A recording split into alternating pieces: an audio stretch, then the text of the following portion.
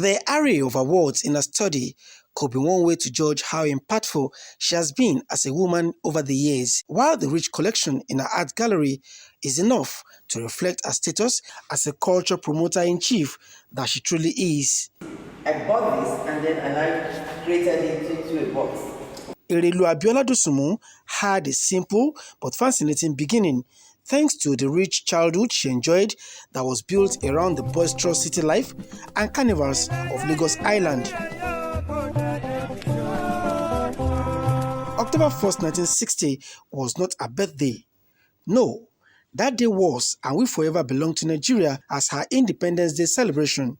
However, the day stood out for young Princess Abiola, who also stood out as one of the few faces of the Independence Day celebration 62 years ago. I had the singular honor with two of my colleagues, Aduke George, who is now Mrs. Top, and Toyin Shonibare and myself. We carried the color party of the Nigerian Girl Guide. We were on the front line, and we led all the Nigerian Girl Guides, the Boy Scouts, the Brownies, marching down the TBS with such great pride and, honor and, bright eyes, bushy tails. At 13, young Erelu Dosunmu knew next to nothing about what independence meant for the nation.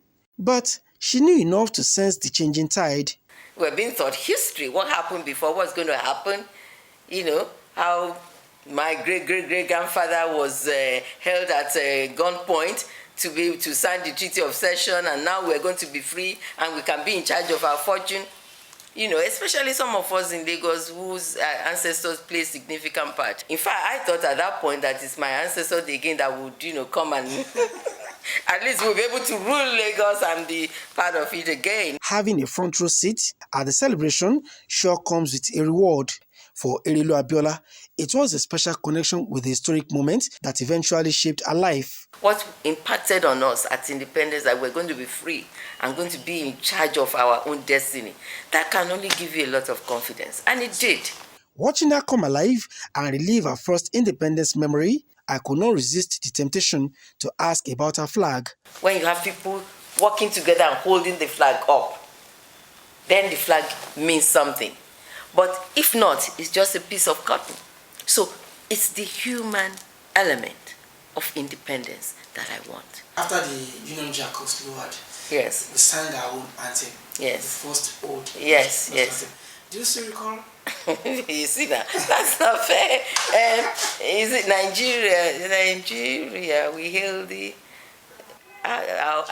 While some of the wordings of the old national anthem may have escaped our memory, same cannot be said for the timeless message they carry. We knew that our tongues were different, but we still agreed to come together and drive the colonialists. So that motivation to come together should tell us that each group cannot do it alone. You need to come together to do it. True and still apt. Done with my once upon a time story told by this beautiful Amazon, it was time to say my goodbyes, get an autographed book as a gift, and hopefully catch up on some of the Independence Day celebration fun.